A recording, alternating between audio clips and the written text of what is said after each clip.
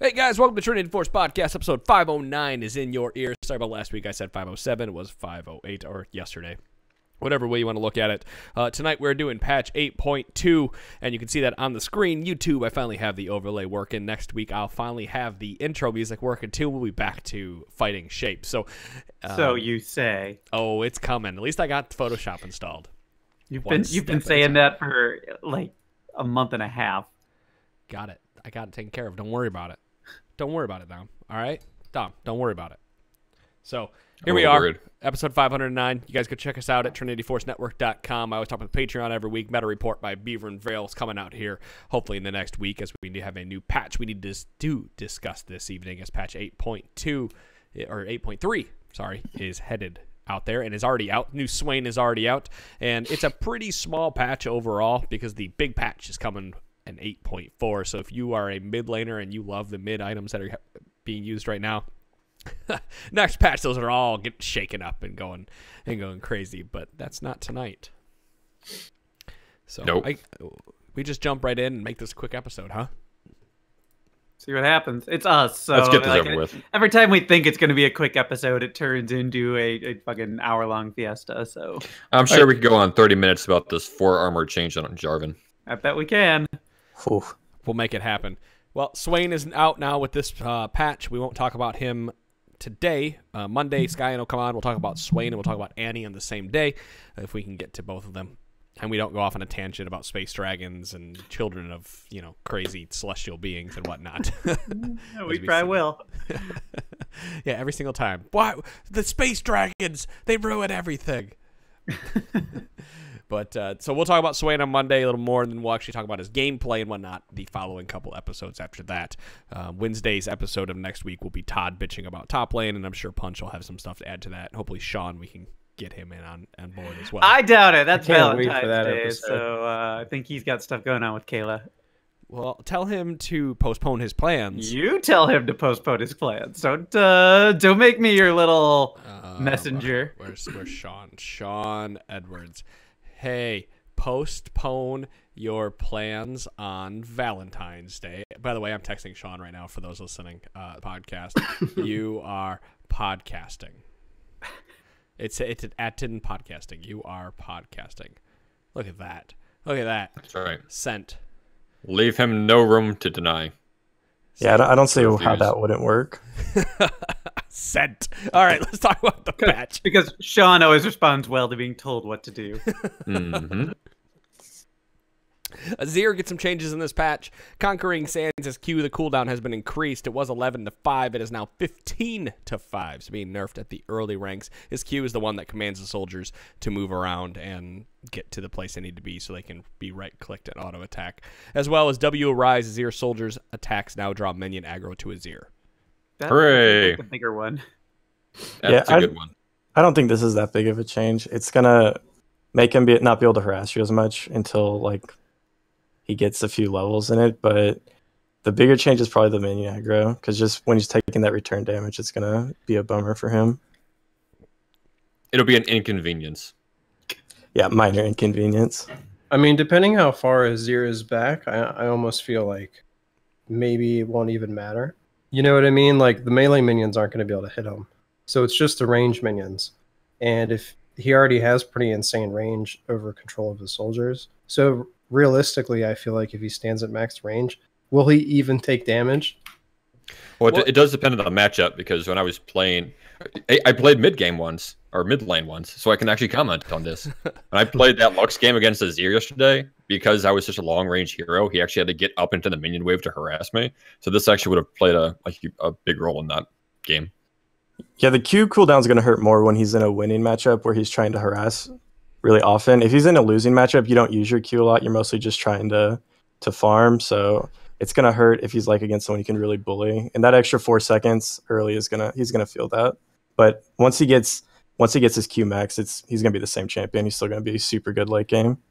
Well, is it not so much about the fact that he can take damage, but that he now moves the lane potentially? That won't the minions start walking toward him if he's auto-attacking a champion, making the lane be in an awkward position if Azir is being played? I mean, it could. It depends on if you're in range like Todd said, if you are in range to get attacked by them, it will. But I'm not actually sure, because I've never played him where he draws minion aggro, how that will actually work. I know that after speaking with him, I think he was master level top laner, saying that if you even move the creeps at level 1 in top lane, you fucked yourself for the entire game. So I can imagine that has a play, that has some weight in it and later in the game. I'm not saying it's going to make or break Azir, but it's something to keep in mind as you're playing him. Well, I think in top lane it matters more because the lane is longer. So when you lose control of the minions, it changes. Like the distance you can be out from your turret determines how safe you are, and that distance can be significantly larger when you're in top lane. I think in mid lane you're just safer. Yeah, that's what I was gonna say. It's mid lane. It's more about shoving back and forth rather than freezing. Who can get under the turret more? There's not a lot of freezes mid lane because it's such a short distance. Right, that makes sense. I think I'm just too used to playing the long lanes where freezes actually matter. So that's Azir. Little power taken away from him. Jarvan, let's spend 30 minutes talking about this. Base armor decreased by 4, down to 34. Nice. Still has an overloaded kit. It doesn't make a difference to him. Yeah, I mean, maybe he's a little more vulnerable if somebody comes in and invades a jungle or something. But I can't imagine that his clear is that unhealthy or anything, is it?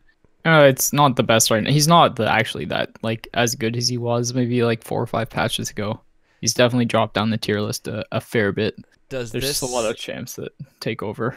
Does this set him up for failure later if they ever introduce a keystone that fighters can use? Because he was seeing top lane play prior to the rune changes, and having 4 less armor can make or break top lane. Yeah, you'd have to ask Todd about that one. I don't know about top base armor. I think honestly Jarvan's been weak top lane ever since they took the armor off his E. And that was like a couple seasons ago.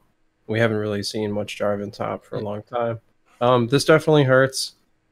He has poor sustain on top of that, so losing defensive base stats is a big deal for him. I don't really know anybody that plays him top right now, but he's going to be weaker. A couple patches ago, he's getting like quite a lot of pro play top just because he's so versatile, right? That just comes down to his kit being busted, as Dom said. But yeah, Todd's hit the nail on the head there. Like, he doesn't have sustain, so if you're taking more damage in the jungle,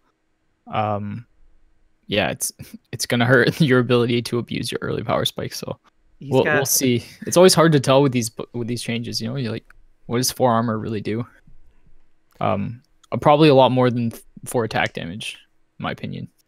I gotta do some live editing. He's still got percent of current health damage. I was gonna say real quick before you get into it. I'm sorry, Beaver. If you take your microphone, can you pull it? If you're turning left to look at your screen, pull the microphone to it with you. Oh, you need me to pull it with me as well? Yeah. I'm only bringing this up live because I meant to mention it to you before. I listened to the last podcast and I noticed that every time you turn to look at the screen, it makes it sound like really far away. That makes sense. So anyway, now we're good. Sorry. That's because I spoke so much the last podcast. Like, you guys are just sick of hearing my voice. Oh man, that was great. The microphone follows you. Jarvan's got fucking percent of current health on his passive. He's got armor shred, and he's got an attack speed steroid. Like, his kit's overloaded. Then, he can also create terrain.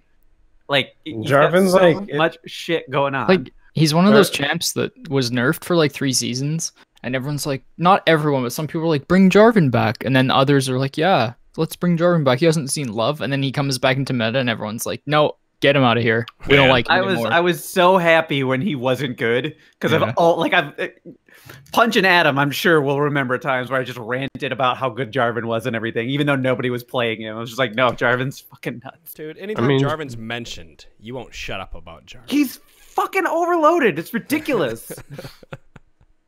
I think there are worse champs, but yeah, he's okay, but. So, no, he's one of the 10 most overloaded instead of one of the 3 most overloaded. You know what I mean? Who cares? Well, yeah. So there's Jarvan. Let's talk about Jhin. Curtain Call. They're giving increased damage at ranks 2 and 3, so levels 11 and 16. Base damage 50, 125, 200 from 50, 115 to 180. And it's not going to increase his win. Cares? It's not. This is nothing.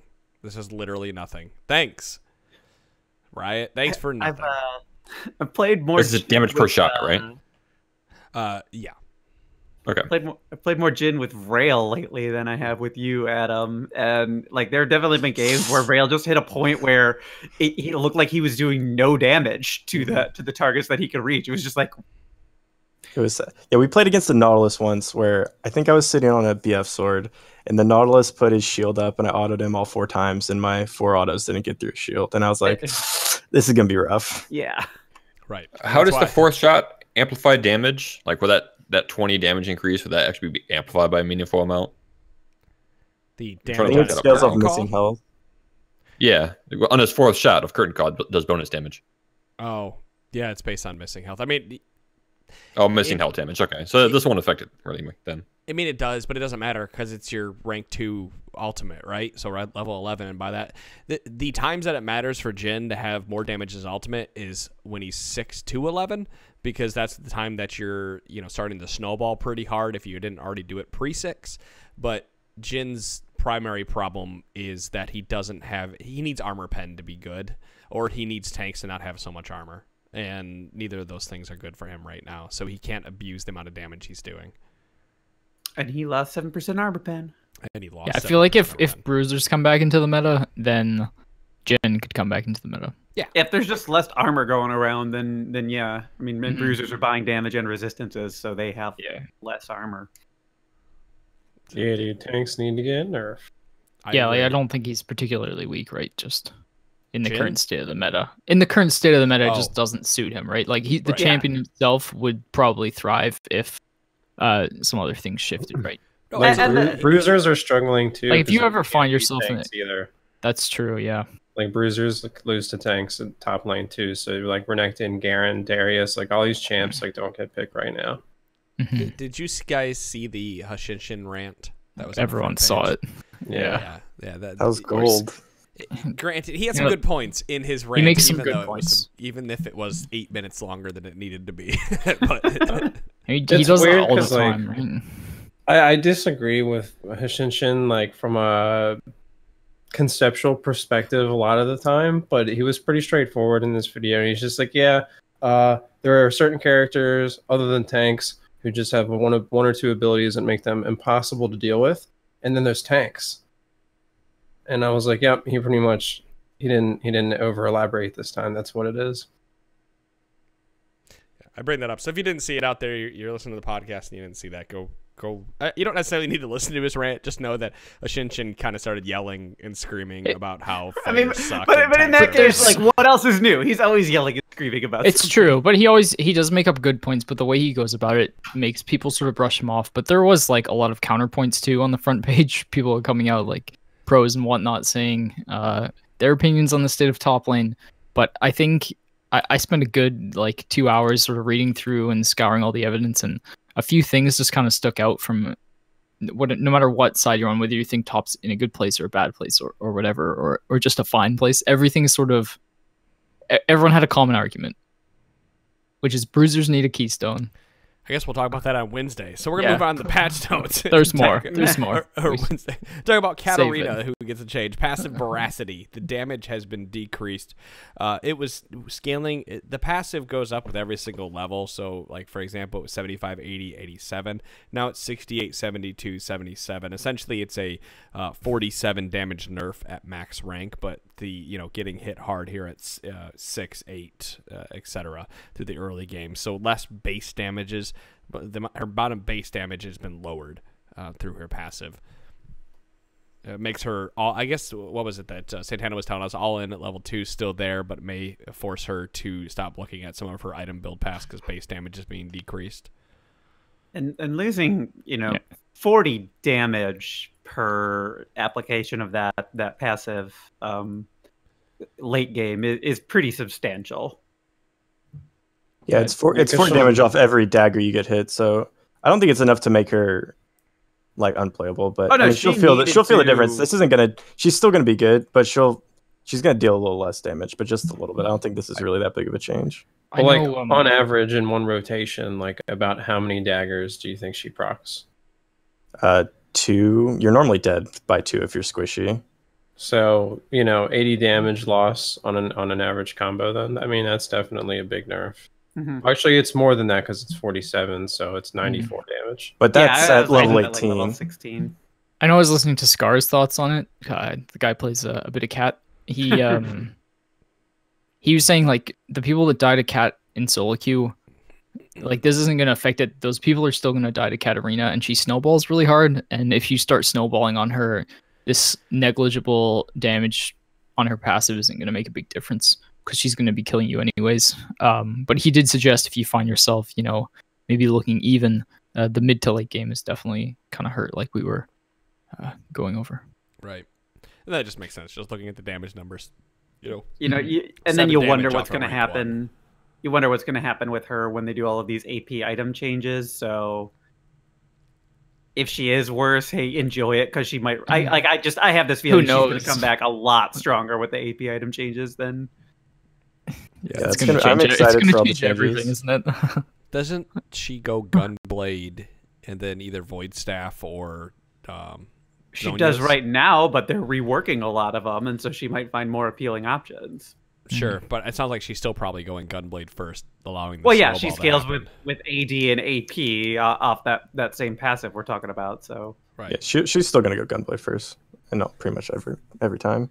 Right. Well, my point being that like Katarina has to be shut down and not allowed to even start the snowball. Like if she's finishing Gunblade by 10, 12 minutes, whatever it is, then obviously she's out of control at that point. But with how well she scales, I guess it's either gonna make her snowball harder or the same as she was. So Katarina is a force to be reckoned with, even with these changes that are coming up in 8-4. Braille, do you think it's the duration that her daggers last? Like she has kind of too long a window to get stuff done? I think are they on the ground for 4 seconds, right? Yeah. Maybe. It's more the reset on how quickly she can dash from one to the other. I don't think necessarily it's the duration that's the problem. It is surprising that it's just a flat 15 seconds cooldown reduction if she kills a champion and not like some type of percentage CDR like they do with a lot of other champions. I think if she picks up a dagger, it resets the cooldown on how quickly she can dash again. Oh, that's what you were talking about. Okay. Yeah. It does. I mean, 4 seconds is a long time for it to be on the ground, but when a Kaylee has 8 seconds in her Kaylee shroud, then 4 who's seconds. Kaylee? That's a new one. A Kaylee? How do y'all say it? A Kali. Most people I've never heard of. Except for DeClaude, who says Akali. Oh, I say a Kaylee. I guess Jesus Christ, we have a freak on the podcast. Got a new one. I love it. It's like needly. Like, God damn it. Can you read the English language, motherfucker? Are there? Yeah. I try. All right. Well, let's talk about Kog'Maw. Bio-Arcane Barrage. Maximum health damage has been decreased. It was 3 to 7%. It is now 3 to 5%. Targets maximum health. Are you kidding me? It used to be 7% at max rank? Yeah. I didn't know that. That's so stupid. Good. That's way too much. That's why everybody started buying Adaptive Helm against him. Because it's just like, you know what? Fuck it. Like I didn't realize it was dealing 7% max. This is per auto why attack. Do you think I've been banning Kog'Maw so Well, much? I know he was good, but I knew he dealt percent. I didn't realize it was that high. Because no matter who you were playing, he was just murdering you. Because they always tweak this, don't they? Like I swear it used to be like 3 or 4%. Well, he was terrible a long time ago, right? He's what, 50? Yeah, but that was when his ult was primary ratio right now. What, he used to have higher AP ratios previously, and they reverted it. They just reverted. Well, it's hard to say because he's been changed so many times, right? Because he was a completely different monster for a whole season. I'm sure it has. But Bio-Arcane. So, what was the point I was going to make here?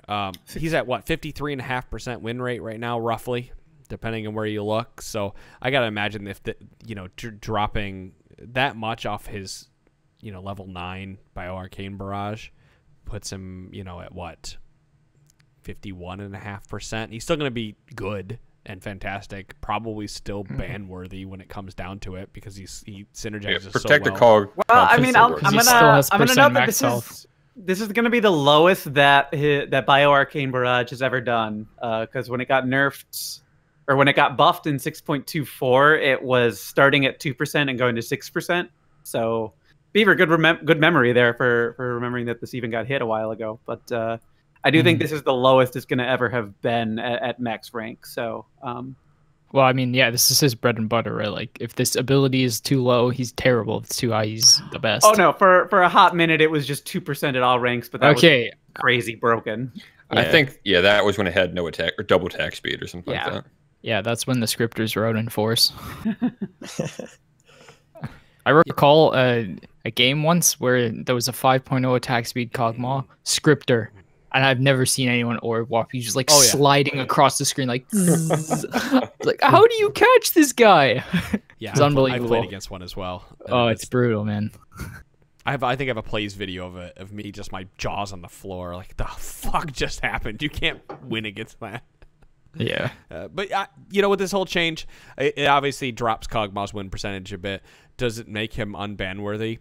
Probably not necessarily. Like, if you were already banning Cog, you might still want to do it. 2% off his max rank is quite a bit, but with all of the other items and the amount of mix damage he's doing, he's still, like Punch said, protect the Cog comps are still going to stay around and be really good because Cog is still shredding through champions with his attack speed.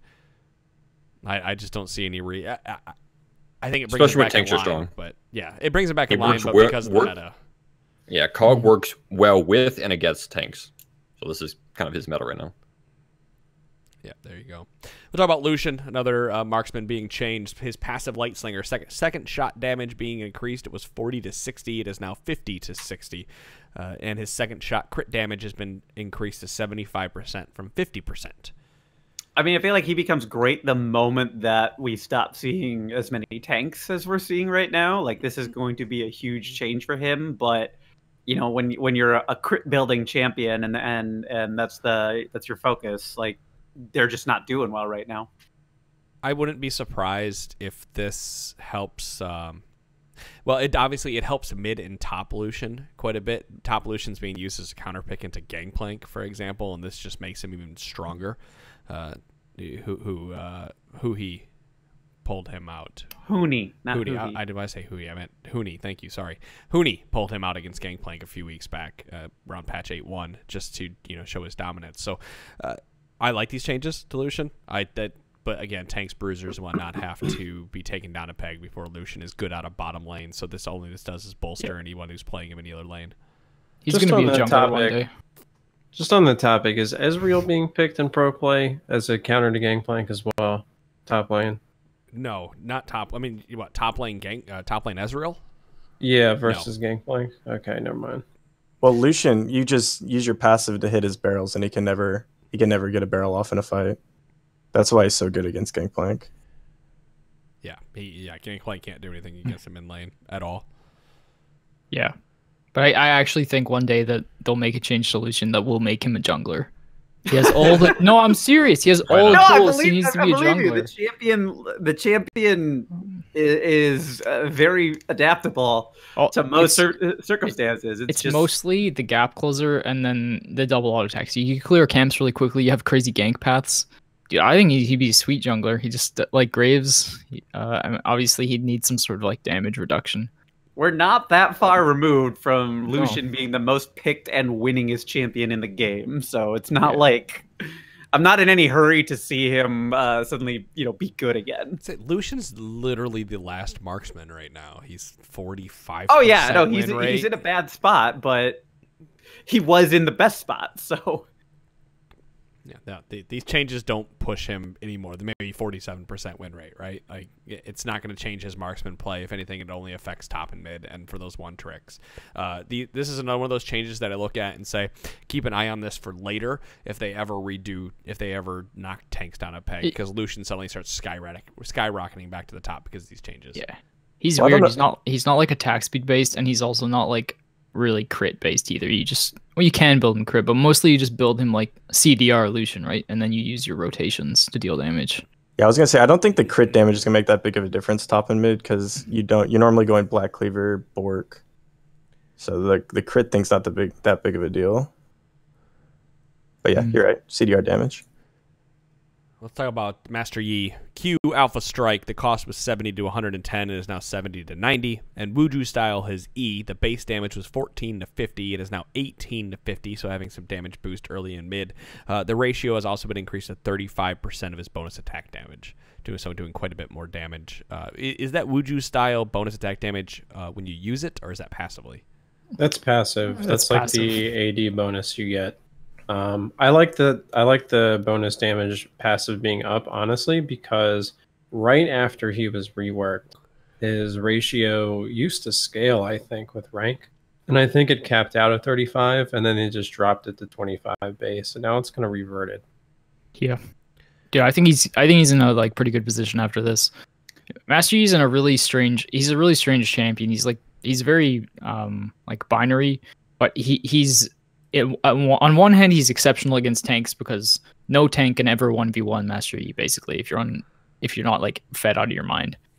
But also, he's terrible against tanks because if you have too much crowd control, Master Yi can't do anything. Like the way you have to play him against a bunch of tanks. He's good against one tank. One tank meta, he's fine because he can just like slice and dice them and then just run right through the backline.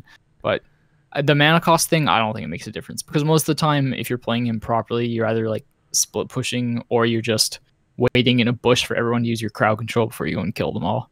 So theoretically, it helps you clean up after team fights. I honestly think I might try Yi top with these changes, and I think that mana cost buff might matter a lot. I'm a big proponent of Yi For mid. lane? Oh yeah. I'm a Yi mid fan. I like playing him in solo queue if I get placed. I think he's going to go back to being like a low MMR solo queue stomper. I mean, yeah, he already kind of is. But like even more so now. Bless. Yeah, I mean, one thing, you never use your E when you clear the jungle. Fun fact, never turn it on. You just let it chill. So I think it's going to help a lot with his early clears again, as well as the mana costs. Well, to clarify that, it looks like this is the activated portion. Just because on the wiki, the wiki is referencing that this is the true damage that's activated when you use E. Right. The base and the passive portion should be unchanged. Okay, that's fine then. That's even better because now you get more true damage. And we all know the true damage is fair. I agree. What is false damage? You want to hear something that's not fair, but has now fair? Rhys can no longer activate stopwatch and use his ultimate at the same time. This makes me sad. I love that's such a cheese way to get out of situations. It was, yes, but we watched LCS and how many fucking times did it happen over and over and over. Like Rhys can just free push side lanes and then teleport out of there and say, see ya. He's like the ultimate. Worst part is like they haven't actually hit what the problem is with stopwatch, and I know we're gonna get to it later, so I'm not gonna go into it from there. So like, yes, this is a very important Rhys specific nerf, but oh, it's I feel like this is a pro play nerf. This is a pro play nerf though, mostly. Yeah, like but high MMR. It's not the it's a symptom. It's not the problem. Yeah, I totally agree. No, yeah, it's not, but it needed to be changed. Like this had to be nerfed for pro play. It was just it was obnoxious and abusive. Sejuani, Arctic Assault, her Q, the cooldown has been significantly increased by 4 seconds. It was 13 to 11, is now 17 to 11. Great. She's still going to kill you.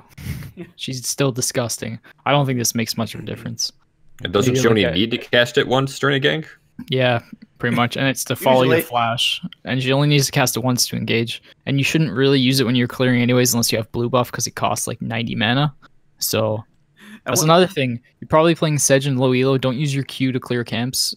Just use your W and your E because they don't cost much mana. Your Q costs the same amount as the other two combined. So there you go. Good tip. Good advice. Mm-hmm. Tryndamere, like Master Yi, they're giving Tryndamere some damage. His base stat, his attack damage growth stat has been increased from 3.2 to 3.7. And Spinning Slash, the ratio has been increased by 10% to 130% bonus attack damage. So really, Todd, you and the me. big one here is the attack damage growth stat, right? You and me, more Tryndamere Tarek. Hell yeah. Dude, I like this change. I always felt like Tryndamere needed more base AD because his attack speed is so slow for being a melee ADC. So the Spinning Slash ratio increase, though, I don't know if that makes a difference. 10% on the Spinning Slash doesn't mean anything. Isn't that his problem? He just now win. He like still only wins lane based on like RNG in the early game. Like sometimes you just need crits to be able to kill people, right? Yeah, I mean crits help. I mean I don't feel like it's as random as it once was, but I don't know. He just kind of has this problem where if he can't kill you, he just gets bullied, and then he just has to farm. And if he can kill you, then you die over and over. He's feast or famine. Isn't there always that weird position where you're like, okay, we're both level 2. If I spin on him and I get 1 crit out of 3 auto attacks, I'm gonna kill him or I'm gonna win this lane. But then you go in and there's that like slight chance that you may not get 1 crit and then end up losing the lane or dying, right? I mean, like outside that can't of feel good as a one trick or a champion who knows a lot about laning. I mean, when you respect Tryndamere level 1 and the thing is you can be aggressive against Tryndamere level 1 to stop that from happening level 2, or you can just play it passive, respect his level 2, and then honestly he's weak after that. If he doesn't kill you, if he doesn't cheese you outright at level 2, he just gets weaker and weaker. Yeah, the nasty is when he sets up all the minions and then spinning slashes through them, hitting level 2 by killing 3 of them, and then like all in. Yeah, if he has ignite, like you just have to know it's coming. Yeah, you just let him push you in, and if you deny that, he just falls behind. Especially if your jungler comes. It might not be as much of the case now, but I still always feel like any game with Tryndamere, you're just on a timer before he hits critical mass, and stopping him's gonna be difficult. He can just build Bramblefist Ninja Tabby and he can't kill you. And nothing but crit other than that, and yeah, that's probably true. I played Garen against Tryndamere not that long ago, and I rushed Sunfire Cape and Ninja Tabby and Bramblevest, and I didn't need any damage items, and he just basically killed himself. Let's talk about Viktor then. Changes to Viktor coming. Siphon Power, Augment, Turbocharge now also increases Siphon Power shield value by 60%. And the Chaos Storm cooldown has been decreased. It was 120 to 100, is now 120 to 80. Fredel, were you ever much of a Viktor player? No, I can't remember the last time I've seen Viktor in a game, honestly. The only change that's going to make Viktor good is if they change his items to be in line with the current mage items for cost. Right now they're $12.50, and by the time you go back to lane or back to base early, you have what, 900 to 1,000 gold generally. Well, the first upgrade is $12.50, then 1,000, then I guess right. Like the first upgrade needs to be decreased. The price needs to be decreased. In the next patch, they're changing Lost Chapter costs, so that actually might help him because now other mages are going to have to get 1,100 gold to get Lost Chapter, which is most of their first back. So that might help him also. But I mean, the second his deal is he still can't like partially upgrade, right? Like he can't buy a component to his item. He has to buy the whole chunk. Yeah, but I'm just saying the other mid laners are gonna have to stay in lane longer if they want to finish their first item on their back now. Right. If they're getting the Lost Chapter. But that's not this patch, that'll be next patch. No, but he still needs to walk back with an extra 200 gold because if he's gonna walk back with a potion at least plus the upgrade. If you don't have a potion coming back, but even then, it's like Siphon Power. That augment doesn't come until 2 or 3, depending on how the game is being played out. So you're not getting this extra 60% bonus shield until later in the game. So it doesn't help his early game at all, and neither does Chaos Storm, and that's where he struggles the most. I mean, you might upgrade it and then just try and trade like super aggressively, just so you're making use of the shield. But then you don't have any wave clear. Yeah. So it's kind of, I don't think it's going to make that big of a difference. You could do that. I guess you're hedging your bet on the fact that you can win trades harder than they can push. It's going to be a bigger shield. So well, it's can you win trades harder than they can push the lane? Because right now an upgraded E can shred through the back line and part of the front line when you're using. Well, really, it's using the back line to shred it, right? In one E. Yeah, I'm not sure if he had minion dematerializer. If he could one-shot the back line. That's pretty key in mid lane right now. That's really key. Does he get aided? Oh, I guess you wouldn't be able to take dematerializer, but does he get aided by the swap we're going to talk about with biscuits moving down? He wouldn't. Like that's a source of mana regen for you in lane. No, if he can one-shot the back line with minion dematerializer, then you might be able to take Q upgrade first, but I'm not sure since I haven't played him. Right. But if you can do that, then that might be an interesting way to go about it. I would think you have to take minion dematerializer on him because it also helps one-shot the front wave, and it also gives you. I could sit here and talk about minion dematerializer for hours because I love it. Yeah, you love that now. It's amazing. It's a phenomenal item because it gives you lane priority over the enemy ADC. Like I can get rid of the cannon minion instantly and don't have to fight that fight. So.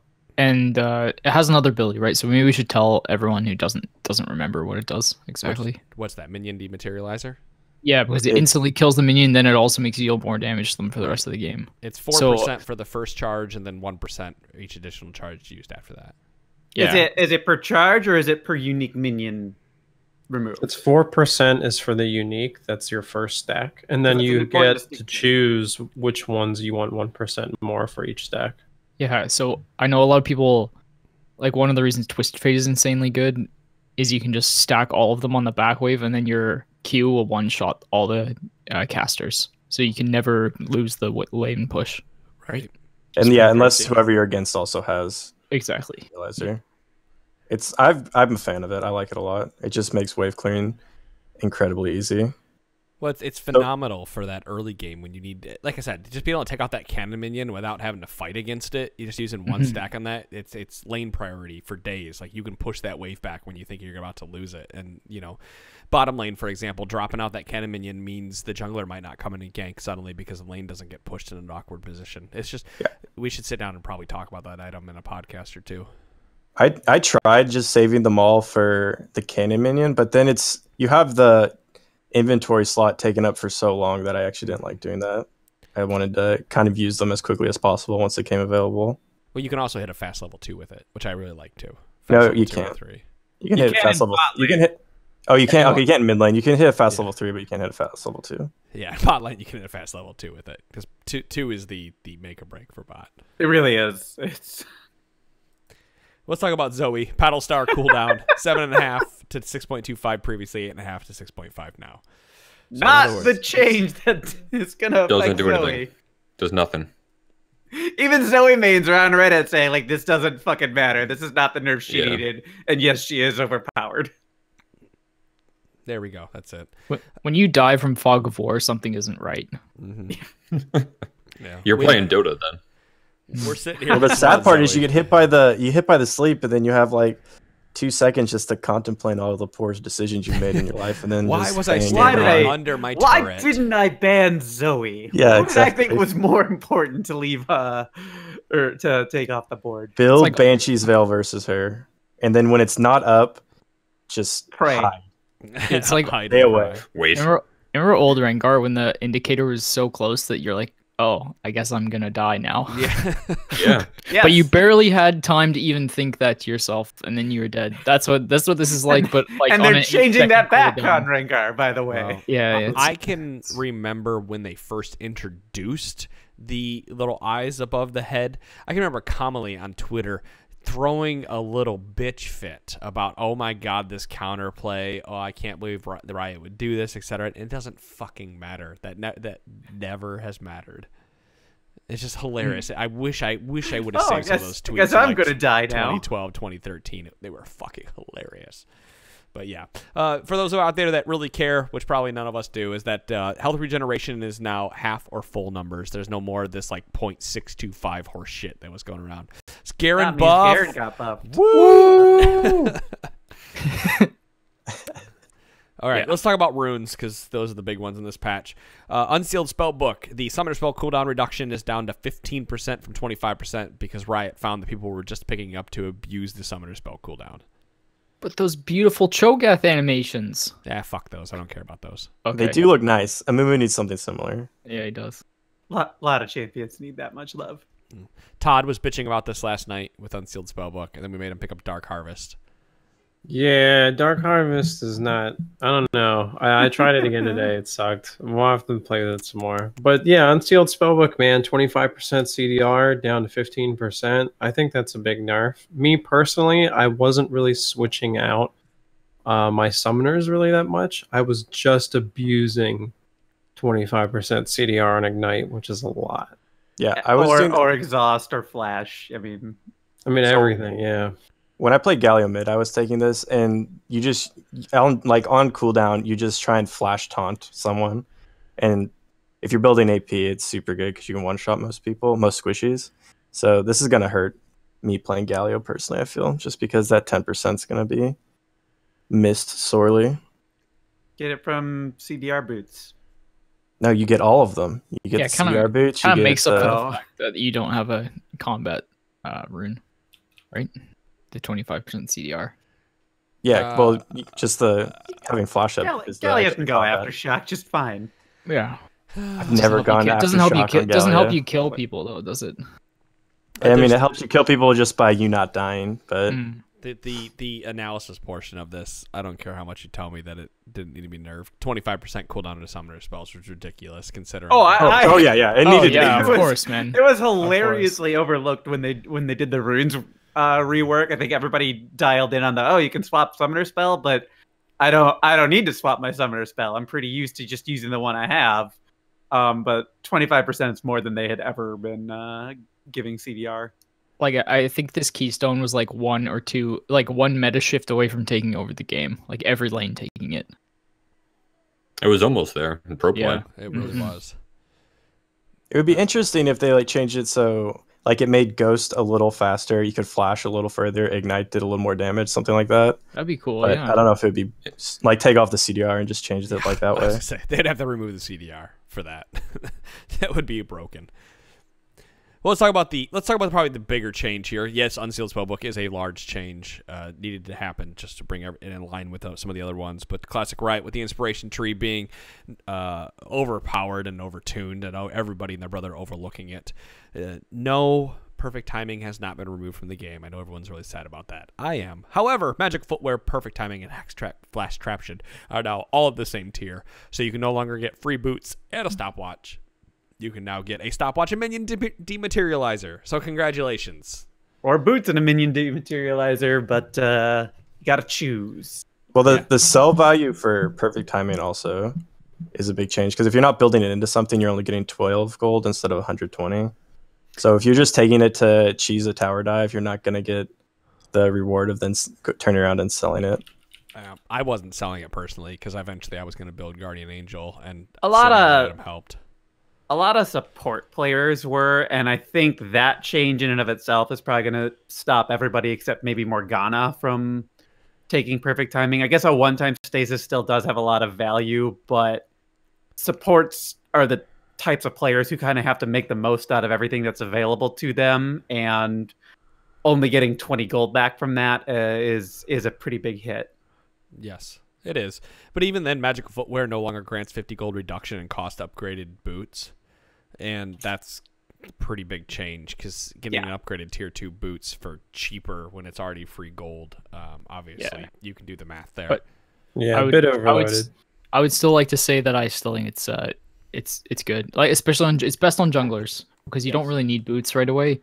A lot of junglers have high movement speed, right? So you can and you don't get punished by not having boots because by getting into lane or whatever. So unless you're a champ that wants to buy an early pair of boots to influence your gank, so your Leases, your Leasons and stuff, you don't want the boots on those guys. But if you're just a grinder, someone who's just farming, 100% take this. If you're just a farming champion, you take this. If you're a tank, you take this. Now, so I look at this as a very matchup dependent rune, because you talking jungle or bot? I mean, guess support specifically here. I did really like it, and then the more I took it, the more frustrated I became that I was locked into that 10-minute mark specifically. Boots are really, really valuable to me. I can't speak for all support players, but I getting boots quickly is really, really important. So I liked it in kill lanes or lanes where I thought I was going to have a lot of kill pressure, and it was especially helpful if my, I got a lot of ganks or roams or whatever was going on, so that I could get those boots faster. Then I was, really, really frustrated when I ended up having to wait the full 10 minutes, or hey, I got my kill at 9:30. And then, okay, free boots right there and then. But that ended up being really frustrating. So I've gone to more of a matchups type look at this, and I still think I'm going to do that because I can get Magical Footwear and I guess I can still get Magical Footwear and Biscuits, but I can get Magical Footwear and Debt now if I want. I was actually thinking about the same thing. Like from a top lane perspective, like that's a lot of gold too. You probably still want perfect timing though. Like just having that stopwatch, even if it's 20 minutes in the game, can be so game turning. I'm so tilted because I think people are actually saving stopwatch to later in the game, not so much like lane ganks and whatnot. Because there's so many times where I see people use it at 20-25 minutes in the game, and it completely turns a huge fight around. So perfect timing sitting on that item is phenomenal. I don't think this solves the problem of perfect timing. No, it doesn't. No, I think the problem is the CDR on Guardian Angel, Gargo, Stoneplate, Azania's Hourglass, and if you're playing Twisted Treeline, the Wiglet's Witch Cap. Like I think that's what is really the problem with perfect timing right now. The problem with perfect timing is that everybody can have it by I agree. seconds in the game. No, I mean I think that's cool. Available. Like that's a unique thing, and that's totally fine. Like it gives you a one-time chance to outplay your opponent if they're not being attentive, and it gives you something that your opponent has to be mindful of and play around like earlier in the game. I think that's perfectly fine. I disagree with how often it makes all these other things available. I just don't think you're giving up very much for not taking it, Like, sorry, I didn't word that right. Like, if you take perfect timing as a mid laner, there's no way to, like, really punish it. It's not like you're missing out on a key rune or mastery. That you're not missing out on mana regen that your opponent has. You just get to have a stopwatch because all your mana regen is in the other tree. Yeah, I actually like this change. Because I always wanted to be able to take perfect timing and biscuits into a bad lane, and now I can do that. So I'm excited about that change. Yeah, I'm actually kind of worried about this whole change overall because, like you were saying, Beaver, a lot of junglers would go ahead and take perfect timing and magical footwear because it was just like a good, easy, secondary. But free tower dive, free boots. Yeah, it's great. So junglers specifically have to now decide: do I want the magical footwear for boots to come in my inventory at some point, or do I want to be able to do perfect timing for the stopwatch and whatnot? Now you're giving up quite a bit of gold by not picking up magical footwear. Because you don't get those boots for 300, the 300 gold boots for free. So there's one more thing you have to remember too. If you're a tank jungler and you are taking resolve first and then secondary into something, if you need attack speed, you have to pick your tree wisely, right? So you can't just take precision. You have to, precision is the one that gives you attack speed. Right. Are Punch and I the only people in here who have played around with Futures Market? I have. I've played with that too. I love that rune. It's the number. Is it because you're always poor? It is, but I'm I'm definitely mortgaging my future with it, I guess, and everything. Yeah. But the number of times it has allowed me to recall and come back with a power spike that I otherwise wasn't going to be able to get is, I would say 90%, 95% of the time that I've taken it, like it's made a huge difference in the way I was able to approach certainly the early game, and I think a lot of other stages of the game that I wasn't as mindful of. But like definitely the early game, it's had a huge influence on what I've been able to do. I was taking it a lot earlier on in the season, so I could hit like the Ghost Blade spike a lot sooner because it's already one of the cheapest AD items. So I was like, okay, Ghost Blade, Future Dead, I could get it at like 2,700 gold, man. Yeah, there's strong.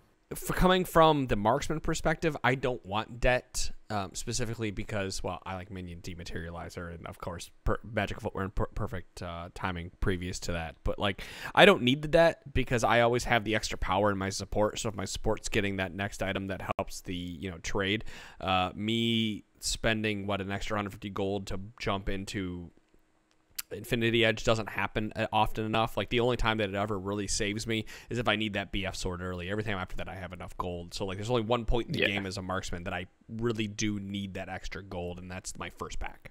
I think that biscuits are going to become incredibly popular as a result of this swap around, and the next thing they're going to do is swap biscuit delivery and flash traption. So you have to choose between getting something for free and then stuff that does, or runes that do other kind of interesting things for you. Yeah, I think the beyond level is fine the way it is, choosing between free stats, free movement speed, or health and slightly reduced damage for a stretch. Like I think that's fine. I bet they swap flash traption and biscuits next. I don't remember the last time I was in a game with someone with flash traption. We also bot laners run it, or supports run it pretty regularly. Yeah, that's pretty much the only person I've seen take it. We also just gave Gangplank one more way to sustain in lane, and that's just what he needed. So that champion needs a nerf. Actually, you know what? Like, no, the champion doesn't need. The champion doesn't need a nerf. Klepto basically needs a nerf. Runes need a nerf for Gangplank. None of his abilities need a nerf. Runes need a nerf for him. The meta is so weird. It's like tanks are so good that they've like warped the top lane meta around them. Right. So like champions it's like, I don't know if you guys play Hearthstone. This is the only other example I have, but during the summer, Druid was so incredibly broken because of Innervate giving you like 2 extra mana. Like if you don't play Hearthstone, it doesn't matter. Like something was so good that the meta is now you play this or you play things that directly counter this. Right. Because you'll get crushed playing anything else. And I'm not saying it's like completely that black and white in League because it's a lot more involved, but that's sort of like why Gangplank is up there, right? It's very hard to punish him in lane. And because bruisers punish him naturally and they're just weak. It's not good, right? Did you see the suggestion on the front page of our league today? Someone was bitching about Gangplank, and they're like, "We should reduce the range on Gangplank's ultimate." And everybody's like, "What the garbage? Fuck, what? That's a garbage change. Why would you do that?" He's still hard to play, right? So like but he scales hard. So he's one of those like Yasuo typey low elo champs. Yeah, like I don't think you could get away playing him in bronze. No, I don't think that's. You have to be phenomenally good. But Nasus, I think if you're getting away with with playing him in bronze, you're going to quickly move out of bronze. Do you think Nasus is a problem, Todd? I do think Nasus is a problem. I think Nasus and Yorick are in the same boat of Yorick. Yeah. Yeah, just like insane sustain, insane damage. They just scale and they split push, and it's really difficult to deal with them. I wouldn't. I think they benefit from the tank items a lot, even though they're kind of in that bruiser class. And I think that I don't know if that is exactly what's making them hard to deal with. Neither one of them particularly procs Aftershock, so that's not it. Do they both take Klepto? I've seen them take different. I think Yorick usually takes grass. I was gonna say Yorick takes grass for sure. Oh, yeah. I mean, I've seen Nasus take Klepto. Yorick's cool.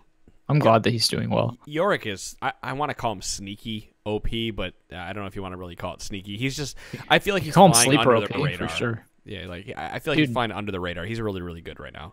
Well, he had Totally until agree, yeah. Demolish came out, and then everybody figured out how good he was at split pushing from there. So, and he's still good right now. He's still very good at split pushing and dueling. He's phenomenal at dueling. Maiden does quite a bit of damage. That it's like sneaky damage. It takes a little bit to get up there, but it ramps up pretty hard.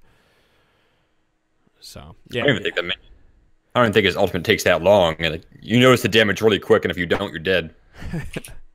I think that's the thing I don't get. Like everybody thinks his ultimate is only good for split pushing. It's like, no, it's really good for fights, hurts. Team fights, duels. You know, it doesn't matter. It's a big deal. I have the same reaction for that ult I had a long time for Alawi ult, which is as soon as you see the ult go off, get out of there. Yeah. So that's my reaction to Yorick ult now. It's just, all right, I'm out. Red. See you later. We'll kill that thing later on. We'll figure out how to deal with it. I don't want to be here. Well, at least your girl Camille is doing well. Yep. No Camille nerfs this patch. Did she get buffed with the regen? Oh, thank God. And then there's no nerfs in PBE either, so, survive in another 2 weeks. Yeah, maybe that's a champion for you, Todd. You said you're kind of looking at some other things until you can figure out what the fuck's going on with Garen. Camille might be the champion for you. I don't think Camille's the champion. I do not believe that. I do. I strongly believe that Camille is likely the champion for you. Nasus is far more of a Todd champion than... Yeah, fundamentally. It can't have a gap closer, and it needs to be old school. It needs to be just press Ghost and run at you. Yeah, it needs to be able to run Ghost like Taric or something. What's not to like about a 1,000 true damage auto though? Late game, that shit's insane. I mean, it's not Let's that keep them down she's low. not the best top laner in the game. It's just that I don't like to play overloaded broken champions. I like to See, it's simple. no He's gap one of those closers people. for Todd. He's too manly for a gap closer. Todd's got the scrub mentality. That's what he's got. Todd, let me introduce you to episode 157. You go ahead and listen to that one. It was after 200. Yeah, all right, there you go. But that's pretty much the patch. What is tomorrow here? On this biscuit delivery. Oh, because biscuit delivery is tiered. The biscuit delivery to future market minions and dematerializer are all in the same tier now. That's what that is. Yep. That's just because they switched them. Yeah, biscuit delivery would probably go tier 1. Yeah, I think everybody starts to... Well, you're gonna see more minion dematerializers as people like kind of understand how the pros are using it and what it's really doing for you. But if you don't understand or don't like dematerializer, I think more and more people are going to be taking biscuits because now they have to choose between boots and stopwatch, and like whichever one you want to go with, it doesn't matter. It's like the other two are really appealing. Yeah. Pick up minion dematerializer. It's really good. All right. I can get boots in debt now if I want, though. That's exciting. Congratulations. You can go spend debt. your college fund on your debt. That 50 extra gold you have to pay back, though. It's brutal. No, it's fine. I was totally still fine. If it gets me to my tier 2 support item, you know, like a fucking 90 seconds earlier than I otherwise was going to get it, that's a huge goddamn deal. Dom, the pressing question out of this patch: are you and I buying Sweetheart Xayah and Rakan? Are you buying Sweetheart Rakan for me? Are you buying Sweetheart That's Xayah the real for question me? right there. Are we going to be sweethearts together and trade Valentine's Day gifts? We might be. Because, you know, I'm on the Xayah train right now. As you know. are. And I feel that she's pretty damn good. It's just, those feathers piss me off, but we won't get into that. the main mechanic behind her kit pisses me off. Go figure. All right. Any last words from anybody else out there before we close? Told this you episode? we would get a full hour out of this. Cheers. Yeah, every time. dogs. I just wanted to get a dog in. That was my last word. Yeah, dog. Well, I was gonna steal the later dogs. It's my thing now. is it? No. You're gonna steal the thing? Everyone's doing No, I wouldn't do that. Only when Todd's not here. Punch I gotta does replace it. him. Yeah, dude, I just do. keep me here in spirit. You did it once. If I ever Let's hear it, Punch. We should all do it. Yeah, we should all do We it. should all say later, dogs. You guys can say that in Adam, you 30 wanna count us seconds. In 30 seconds, I will count you in. Let me give one last thing out there. It was brought to my attention that the $50 tier on Patreon may be a little ambiguous. I just want to let you guys know that out there that if you want to hit the $50 tier on Patreon because you have a little extra money to throw on, Christmas bonus, whatever it is, it's a live coaching session, meaning one of us will sit down with you like over a Skype, Discord, appear in, whatever. You'll share your screen, and we'll actually play the game with you. We'll be a bug in your ear during whatever kind of type of game when you want to play. As well as you'll get the replay review, the meta podcast, and the Champions League podcast. But I wanted to throw that out there. So I'll update it on the website. So anyway, do you want me to count you guys down so we can get out of here? No. Hell yeah. All right, from 3, 2, 1. Later, dog.